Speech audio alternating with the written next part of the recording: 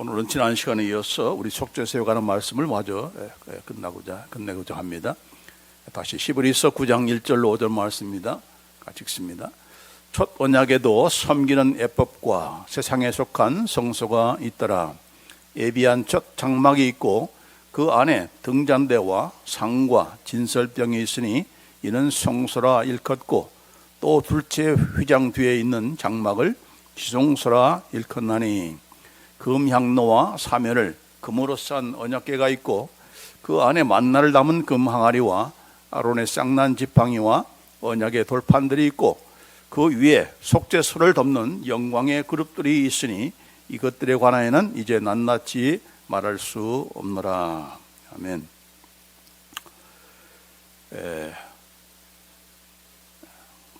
하나님께서 죄인들을 향해서 베푸신 그 은혜가 어떠한가를 잘 나타내는 그런 것이 있다면은 먼저 신약에서는 아마도 예수님의 십자가가 아닌가 그렇게 생각이 듭니다. 예수님의 십자가야말로 하나님께서 우리에게 보여주신 정말 아무런 받을 자격이 없는, 내가 요청한 것도 아니고 또 나를 위해서 할 필요가 없는 그런 우리들인데 하나님께서 우리를 다만 사랑하심을 인하여 이렇게 우리가 당할 모든 죄값을 다 치르시고 한 그런 피 흘림의 그 사건, 그 현장, 십자가의 그 사건이야말로 하나님께서 우리에게 베풀 자격이 없는 자에게 베푸시는 하나님의 호의의 최정점, 바로 은혜의 최절정이 바로 예수님의 십자가 사건입니다. 그것은 다른 말로 말하면 예수님이신 거죠. 예수님이 바로 하나님의 은혜의 현현, 은혜의 모든 것 전부라고 그렇게 말할 수가 있습니다. 그러면 이 예수님의 십자가의 신약의 그 예수님의 십자가와 상응하는 그 구약의 그런 하나님의 은혜의 대표적인 것을 든다면은 바로 이 속죄소인 거죠. 속죄소. 그래서 언약궤 위에 덮는 뚜껑이 바로 이 속죄소인데 그 속죄소는 짐승의 피를 거기에 뿌려서 이제 이스라엘 백성의 모든 죄를 용서해 주었던 바로 그 현장입니다. 그래서 하나님의 그 용서가 행해지는 곳, 그래서 하나님께서 은혜를 베푸시는 곳이기 때문에 이 속죄소는 다른 말로 하면은 바로 시은좌, 머시시트라고 이렇게 불러지게 되는 것입니다. 죄를 용서하기 위해서 왜 피 흘림이 필요한 것인가? 피 흘림이 필요한 그 이유는 바로 피 흘림이 없이는 결단코 죄 사함이 없기 때문에 그런 거죠. 그래서 히브리서 9장 22절에 율법을 조차 거의 모든 물건이 피로써 정결케 되나니 피 흘림이 없은즉 사함이 없느니라. Without the shedding of the blood, there is no forgiveness. 피 흘림을 통해서만 죄를 용서해 주는 것이 바로 하나님께서 세우신 그런 대속의 원칙이에요, 원리예요. 그렇기 때문에 이렇게 피 흘림을 요구하는 것인데, 그러나 내가 죄 사함 받기 위해서 내가 피 흘려 바친다 합시다.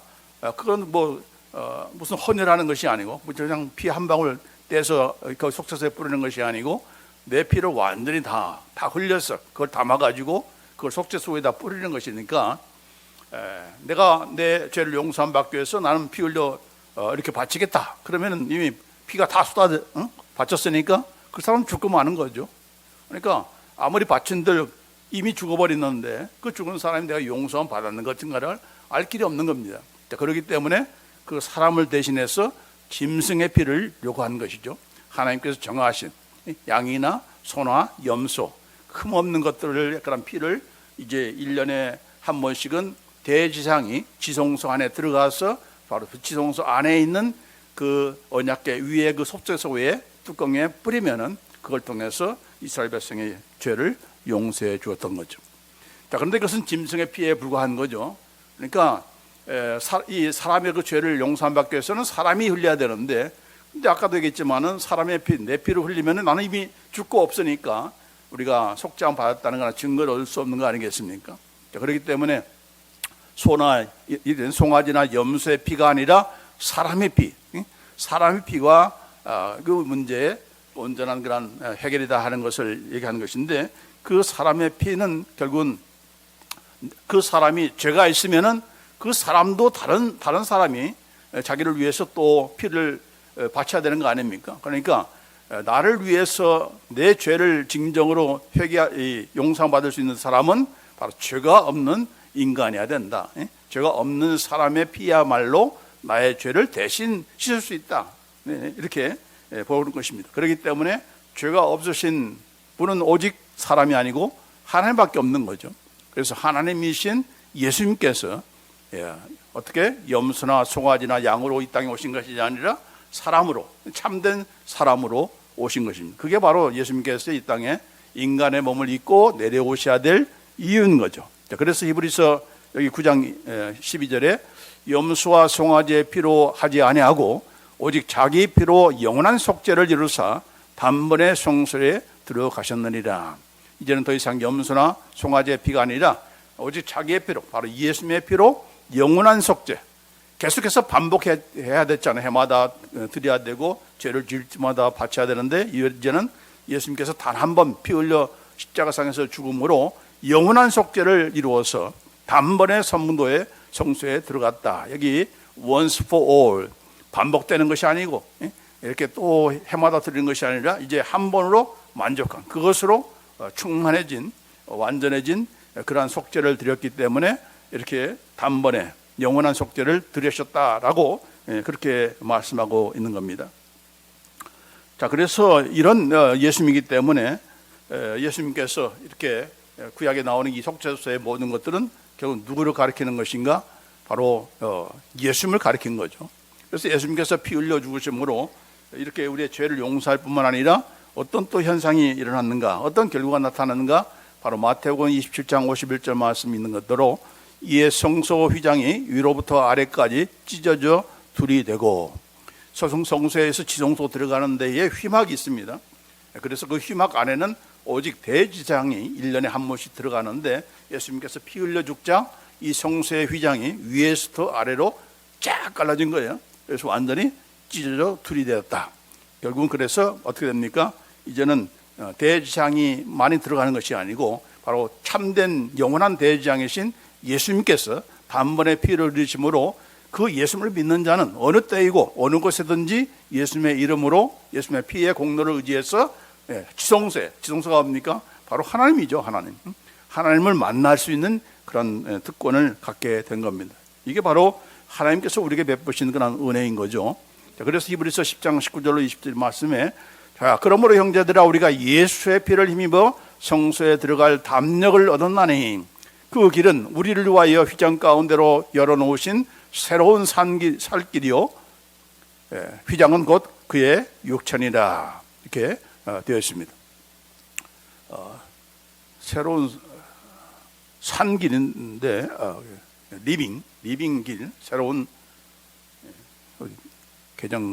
개혁에는 그렇게 번역이 되나 보네. 새로운 살길이요 산길이요 휘장은 곧 그의 육천이라. 바로 예수님을 얘기한 거죠. 예수님께서 바로 휘장은 누구를 가리킨다? 바로 예수님의 육체를 가리킨다. 예수님께서 자기의 몸을 완전히 피 흘려 죽으심으로 마치 찢기는 것 같은 피를 이렇게 흘림으로 말미암아 이제는 우리가 그 예수님의 피를 힘입어서 이 성소 안에 하나님께로 들어갈 수 있는 그런 당담을 갖게 되었다. You have a confidence to enter the holy place. 이렇게 돼? confidence. 막 무서워서 들어가는 것이 아니고 어떻게 막 죄송해서 들어가는 것이 아니라 아주 당당하게. 왜요? 예수님 때문에. 예수님 때문에 예수님의 이름으로 예수님의 피를 의지해서 우리가 당당하게 언제든 죄를 지으면은 자꾸 움츠러들고 하나님과 멀리 하려고 하잖아요. 기도도 그렇고 예배도 그렇고. 그러나 이제 예수님께서 그 모든 죄값을 다 치러주셨기 때문에 내가 죄를 고백하고 예수님의 그런 피로 나를 용서해 주세요라고 하면은 용서해 주시기 때문에 언제든지 죄인을 할지라도 죄를 질지라도 움츠러드는 것이 아니라 도망치는 것이 아니라 회피하는 것이 아니라 이렇게 우리가 죄를 고백하고 회개하면서 하나님 나의 죄를 용서해 주세요. 예수님의 피를 통해서 나의 죄를 용서해 주시오 하면 언제든지 하나님께서 나를 용서해 주시고 그 막혔던 그런 담들을 다 하셔서 우리와의 교제를 이루어 가신다. 이게 바로 예수님께서 우리를 위해서 열어놓으신 New Way, Living Way, 새롭고 산 길이다 라고 이렇게 말씀하고 있는 것입니다. 자, 그래서 이런 우리가 되기 때문에 우리가 히브리서 4장 16절에도 그러므로 우리는 긍휼하심을 받고 때를 따라 돕는 은혜를 얻기 위하여 은혜의 보좌 앞에 담대히 나아갈 것이니라. 여기 뭐예요? 긍휼하심, 은혜. 이 계속해서 반복되는 거죠. 그렇죠? 그래서 우리가 하나님 앞에 나아가는 것, 예배도 하나님께 나아가는 것이고 기도도 하나님께 나아가는 거죠. 어떻게? 바로 긍휼하심이 왜 필요합니까? 우리의 죄 때문에, 우리의 불충성한 것 때문에 우리가 회개하고 또 회개하면 하나님께서 용서해 주시는 바로 이런 속죄 또 긍휼을 베푸시는 그런 은혜가 넘치는 것이기 때문에 그걸 우리가 받기 위해서 도망가지 말고 가라니 그 은혜의 보좌 앞으로 당당하게 나가라, 그렇게 말씀하고 있습니다. 여기도 뭐라고 했어요? Let us draw near with confidence, with confidence, 확신을 가지고 담대함을 가지고. 왜요? 예수님 때문에, 예수님께서 하셨기 때문에 그럼 우리가 되어야 된다라고 그렇게 말씀하고 있는 것입니다. 자, 그래서 예수님의 그 십자가의 사건, 그것은 바로 우리를 위해서 예수님께서 피 흘려 죽으시고 그걸 통해서 우리의 죄를 용서해 주시는 바로 은혜의 그런 시은소, 또 은혜의 그런 보좌라는 것을 우리가 알 수가 있는 것입니다. 자, 그리고 여기 보니 이 하나님, 우리가 이렇게 또 이런 가운데서 우리가 확인해야 될 것은 무엇인가? 자, 예수님께서 그렇게 우리를 위해서 피 흘려 죽으셨는데 과연 성부 하나님께서는 그것을 받으셨는가? 그것이 확인되지 않으면은 그럼 우리가 이렇게 확인할 우리가 확신을 가질 수가 없는 거죠. 그래서 예수님께서 피 흘리신 것이 하나님께서 다 받으셨다, 기쁘게 받으셨다는 것을 입증해 주신 것이 뭡니까? 바로 죽은 지 사흘 만에 일으켜내시는 그런 하나님의 부활케 하심이 바로 이 예수님의 그 피 흘려 죽으시는 그 사건을 하나님께서 받으셨다 하는 그런 공표인 거죠. 그렇죠? 예수님은 혼자서 자기 스스로가 살아난 것이 아니고 성부 하나님께서 일으키셔서 부활케 하심으로 내가 네 피를 받는다. 그리고 너를 통해서 이제 너를 믿는 모든 자를 죄를 용서하주마라고 이런 관계를 나타내는 것이 바로 예수님의 부활인 겁니다. 그리고 또 예수님께서 그 모든 자기의 그런 온전한 순종을 통해서 죄값만 받는 것이 아니고 하나님의 공의를 만족하기 위해서는 하나님께서 요구하신 것을 100% 순종하고 이루시는 그런 그 조건이 이루어져야 되는 거예요. 그러니까 정말 죄인들은 우리 인간들을 구원하기 위해서 꼭 해야 될 일이 바로 두 가지. 하나는 죄값을 치르라는 얘기고, 두 번째로는 너는 이 사람들은 이렇게 순종할 수도 없고 이 법을 지킬 수도 없지만 너는 나에게 완전하고 온전하고 그 하나님의 말씀을 그 율법을 100%다 성취하라, 이루라, 완성하라 하는 그런 차원에서 두 가지를 요구한 건데 바로 예수님께서 그것을 하신 것이죠. 그렇기 때문에 예수님께서 그 모든 것을 이뤘기 때문에 그 예수님 때문에 예수를 믿는 우리는 다 어떻게 됩니까? 의인이 된 거예요. 그냥 의인 된 것이 아니고 죄만 용서해 준 것이 아니라 우리를 의인되게 하신 이유는 바로 예수님께서 그 모든 하나님의 공의를 다 만족시키기 때문에. 그래서 예수님께서 하신 일을 근거로 해서 바로 우리를 바라볼 때 우리 개인을 보는 것이 아니라 우리를 덮고 있는 예수님을 통해서 보기 때문에 우리를 의인으로 칭해주는 것이고 나야 의로운 백성이다라고 그렇게 이렇게 명칭하면서 동시에 이제 그것으로 끝나면 안 되죠. 우리가 바뀌어야 되는 거 아닙니까? 우리가 의로워야 되는 거 아니겠습니까? 그래서 우리 안에서 이제 성령을 통해서 말씀과 기도 가운데서 우리를 거룩하게 하는 그런 참된 이 성화의 그런 작업들이 있게 되는 겁니다. 그래서 이제 예수님께서 재림하실 때는 정말 점도 없고 흠이 없는 우리의 육체나 우리의 혼이나 우리의 영이 완전히 의로운 의인다운 의인, 완전히 성도다운 그런 성도가 되어서 하나님의 나라에 들어가게 되는 겁니다. 그러니까 이런 모든 요건들이 다 충족이 돼야 들어가는 것이지 그냥 은혜로 예수 믿었으니까 나 갑니다, 받아주세요, 그게 아니다는 얘기죠. 자, 이것이 바로 우리로 말미암아 된 것이 아니라 바로 하나님께서 행하신 일이고 예수님을 통해서 이루신 거기 때문에 바로 그것을 우리가 다 은혜로 거저주시는 그 하나님의 은혜를 우리가 받아 누리게 되는 것입니다. 자, 속죄서가 왜 하나님의 은혜를 베푸시는 시온사인가? 우리 지난 시간에는 특별히 그 언약궤 안에 있는 이 만나를 담은 항아리를 통해서 우리가 받지 않았습니까? 그래서 이스라엘 백성이 요구한 이 만나는 단순히 이스라엘 백성이 배고파서 요구하는 것으로 끝나는 것이 아니고 그 배고픔이라는 것을 들어서 결국 누구를 원망하고 싶은 것인가? 모세와 아론 넘어 바로 하나님, 우리를 애굽 땅에서 잘 살고 있는데 떠나게 하신 그 장본인 바로 하나님이시죠. 그 하나님께 대한 원망을 쏟아놓은 것이다.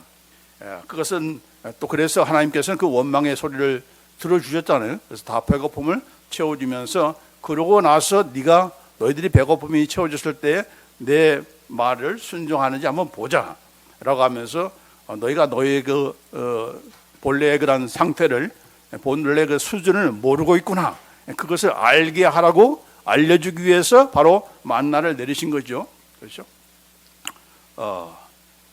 원망하는 이 이스라엘 백성에게 그 원망을 요구를 들어주시면서 과연 이것이 채워졌을 때 나를 섬기나 한번 두고 보자라고 겁니다. 오늘도 마찬가지죠.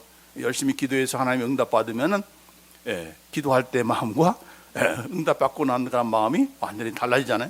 그래서 언제 기도했는지, 언제 그냥 막 하나님께 울고보고 했는지, 철야기도 했는지 다 잊어먹고, 이게 다 내가 열심히 해서 그런 거지, 내가 운이 좋아서 그런 거지라고 이렇게 입을 싹 쌌는 것이 바로 이스라엘 백성만이 아니고 바로 오늘 우리도 마찬가지다 하는 겁니다. 자, 그래서 이런 우리가 어떤 존재인가, 근본적으로 본질상 하나님을 원망하고 싶은 그런 존재들이다. 근데 그것을 누구를 통해서 내 남편이나 아내가 또 자녀가 걸린 거예요.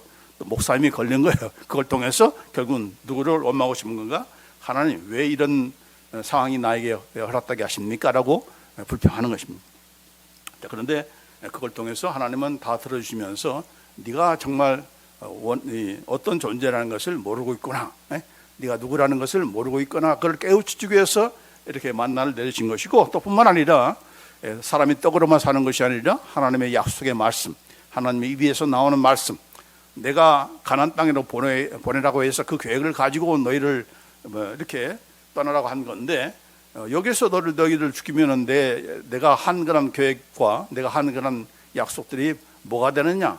그 하나님의 이 신뢰감에 이렇게 금이하는 거 아니겠습니까? 그렇기 때문에 그런 하나님이 아니다는 것을 믿는 것, 하나님이 약속했으면 그것은 반드시 이루어지는 것이다.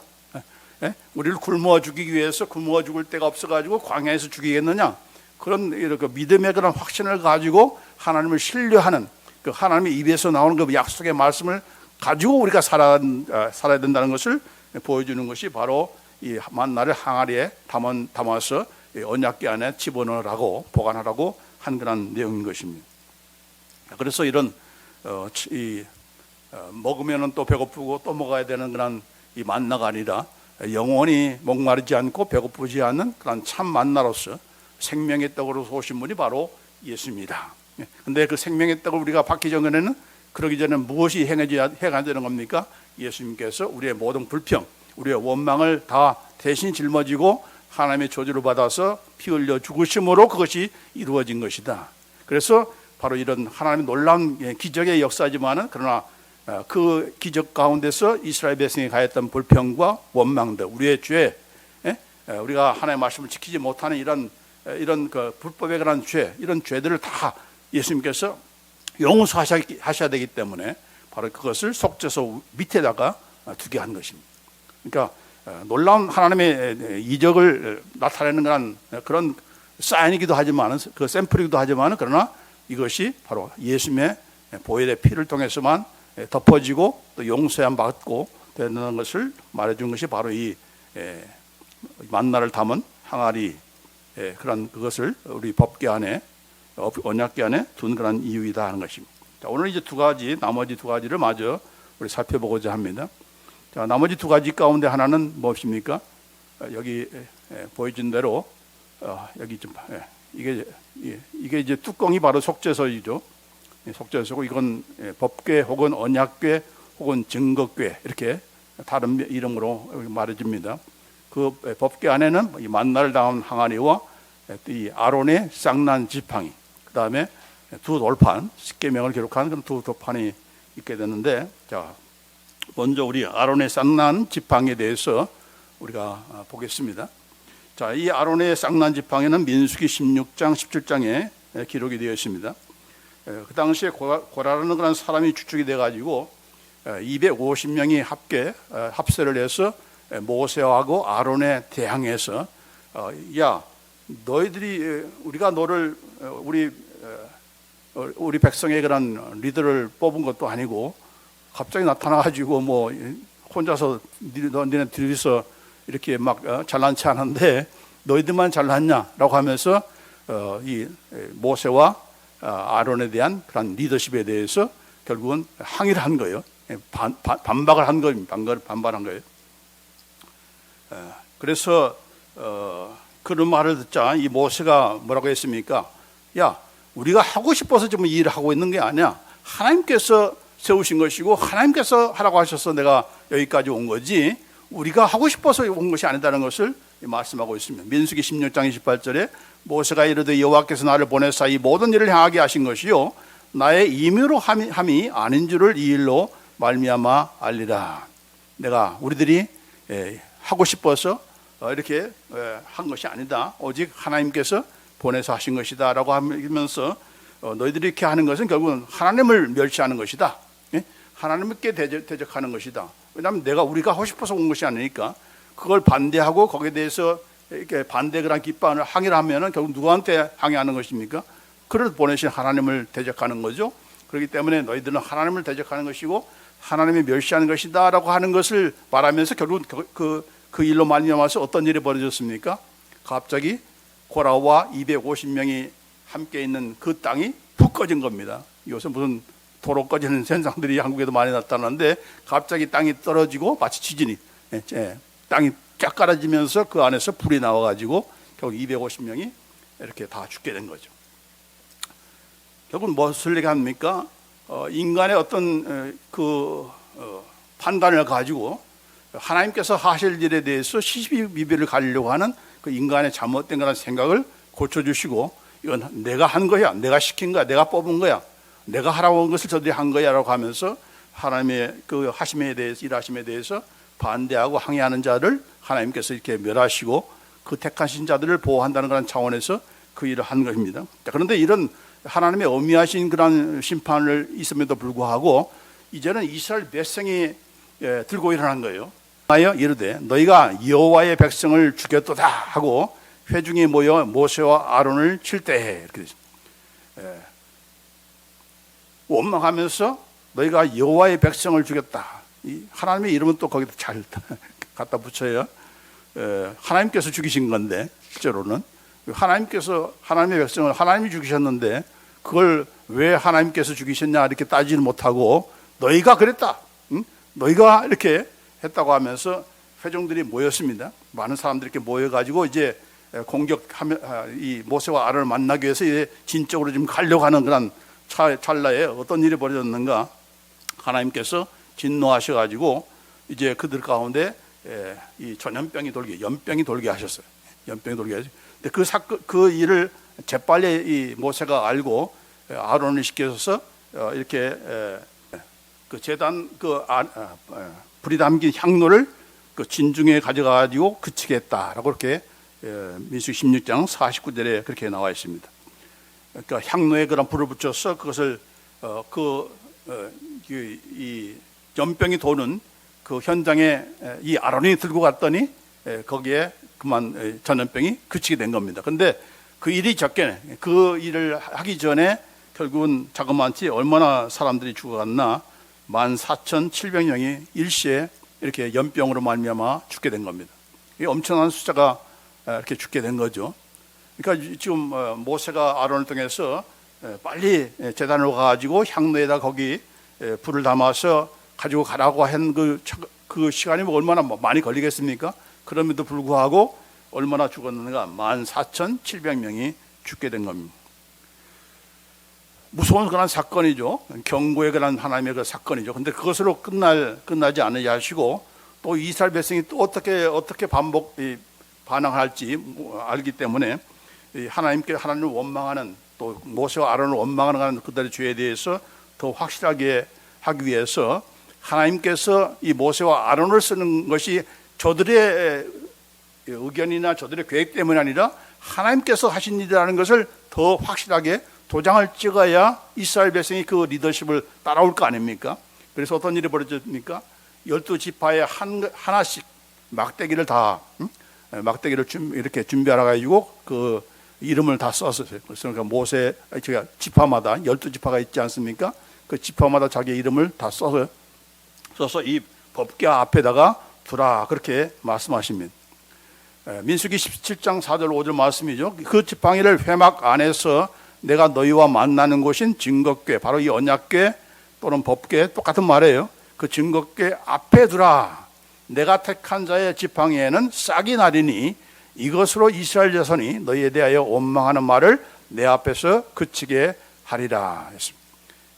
막대기를 이렇게 다 자기 지파의 이름을 써가지고 그 앞에 놨는데, 하나님께서 어떻게 말씀하십니까? 이 지팡이에 싹이 나는 그런 지팡이겠다면 그것은 바로 내가 택한 그런 자다라고 하는 것을 공교하게 다 인정하게 하는 거죠. 그러니까 밀실에서 이렇게 하나님께서 택한 것이 아니고 공경하게 이제 모세와 아론이 바로 내가 세운 그런 리더다라고 하는 것을 확실하게 위해서 이렇게 지팡이를 법궤 앞에 두라 한 것인데, 그 다음날 어떤 일이 벌어졌습니까? 바로 하나님 아론의 그 지팡이에 싹이 나고 싹만 나는 것이 아니라 꽃이 피고 결국 살구까지 열리게 돼 있어요.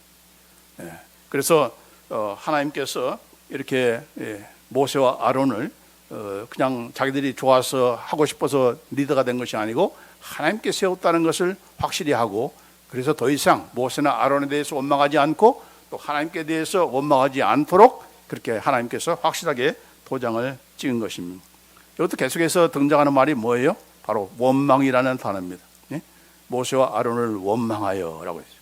또 17장 10절에도 여기 보면은 원망, 그들로 내게 대한 원망을 그치고 죽지 않게 할지니라.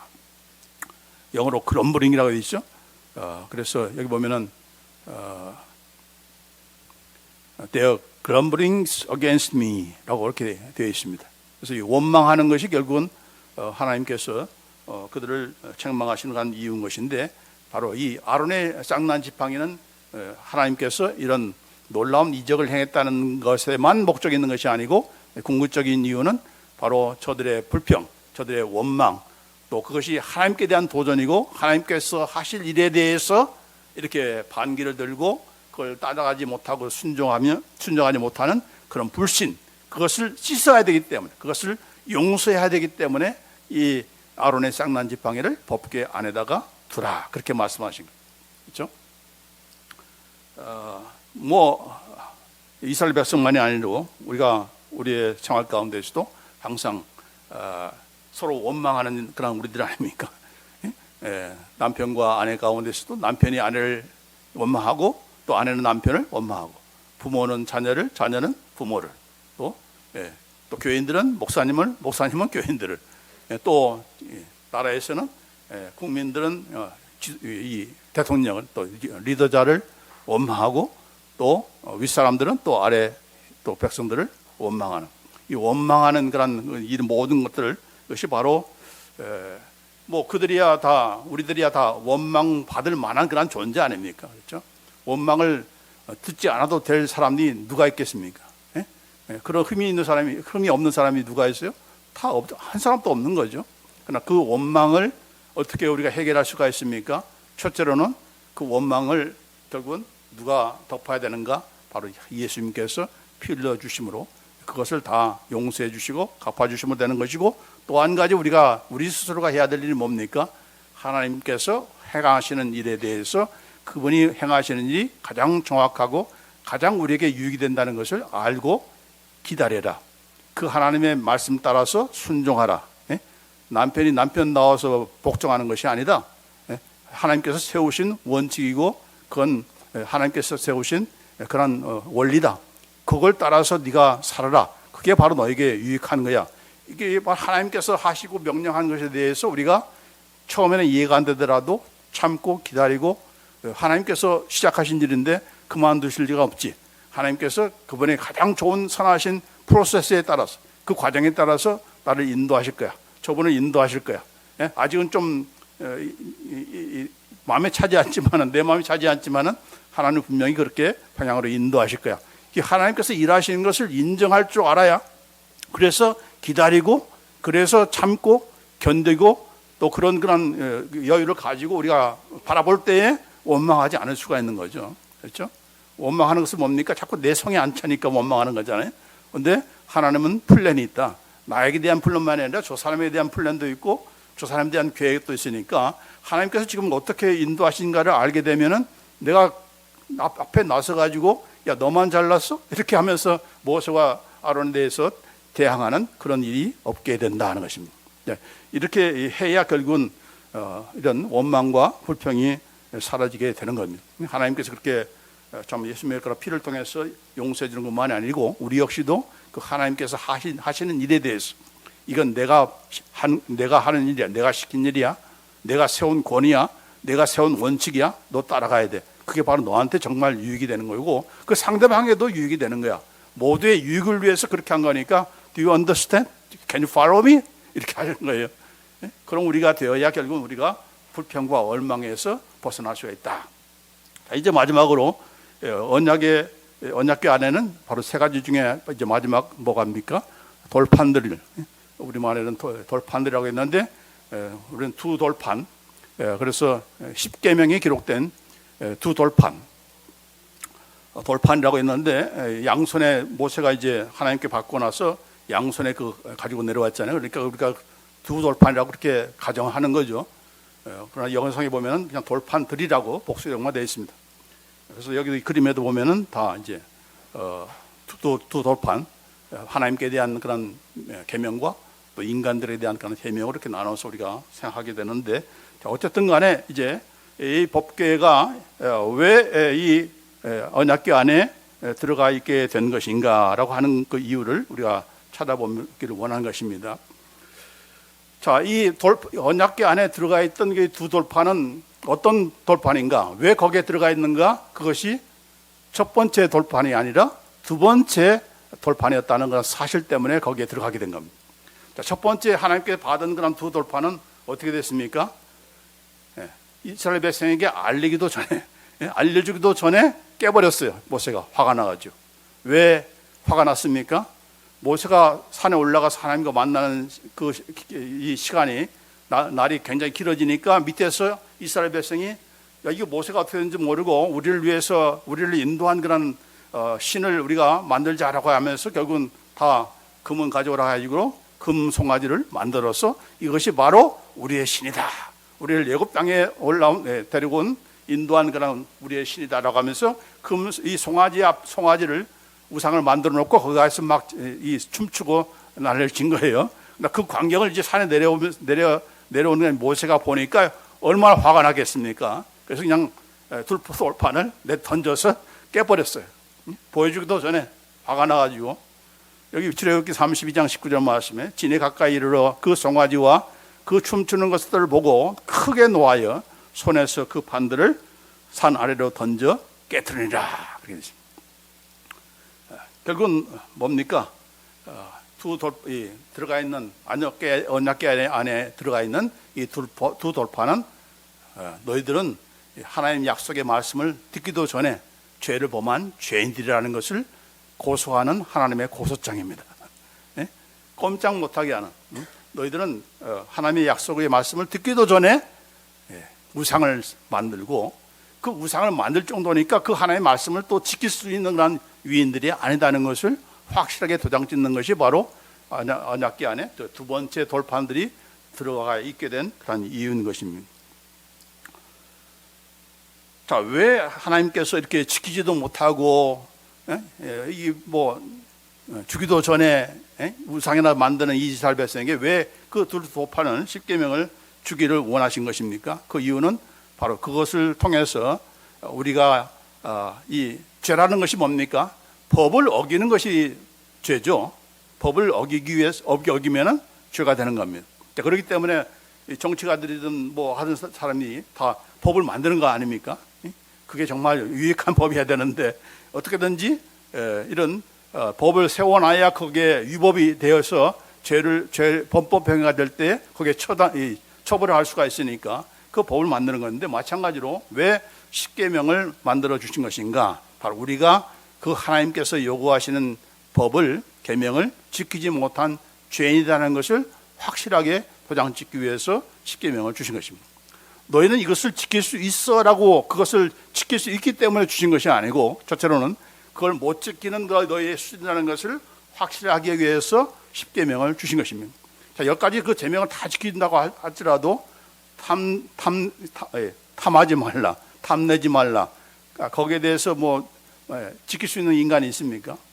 다른 사람이 좋은 차 타면 나도 타고 싶고 그런 우리들인데, 탐심이라는 것이 없을 수가 없는 거죠. 자, 그래서 여기 로마서 7장 7절 말씀에 그렇게 말씀하시는 거예요. 자, 그런데 우리가 무슨 말 하리요? 율법이 죄냐? 그럴 수 없느니라.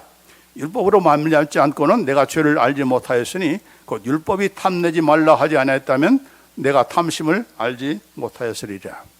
그렇죠? 이것이 죄이다라는 것을 그 하나님께서 법으로 만들어놨기 때문에 그 죄인 지키지 못할 때 죄라는 것을 알게 되는 거죠. 그래서 여기 갈라디아서 3장 10절, 모든 물론 율법 행위에 속한 자들은 저주 아래 있나니, 왜요? 지키지 못하면은 하나님의 이런 법을 어긴 거니까 죄인이 되는 것이고, 그 죄에 대해서 하나님의 저주와 심판이 있는 거죠. 그래서 저주 아래 있게 된다.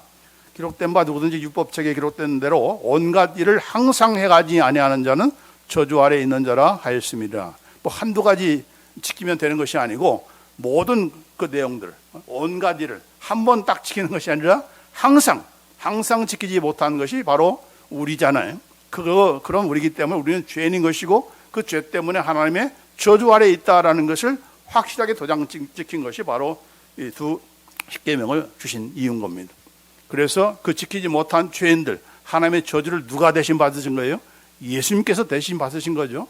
예수님께서 대신 그것을 씻어줘야 우리가 지키지 못한 그런 우리의 죄, 그것을 용서함 받을 수 있기 때문에, 지키지 못한 그 모든 것들을 예수님께서 저주와 형벌과 심판을 받았기 때문에 우리가 용서함 받게 되는 것이고, 또 하나님의 앞에서 의인이 된 거 아니겠습니까? 그렇기 때문에 바로 두 돌판을 이 언약궤 밑에다 안에 두는 이유는 바로 예수님의 그 속죄가 필요하기 때문에 그렇게 들어가는 것이고, 아까도 얘기했지만 두 번째 이유는 예수님만이 그것을 온전하게 이룰 수 있는 완전한 그런 순종자이기 때문에, 바로 그 예수님을 통해서 우리는 이제 우리가 억지로가 아니라 우리 마음속에 또 성령님께서 역사해 주셔서 우리도 마음을 다해서 하나님의 말씀대로 살려고 애쓰는 그런 일들이 있어지게 되는 거죠. 그렇다고 해서 우리가 뭐 다 지킬 수 있습니까? 못 지키는 거죠. 그렇죠?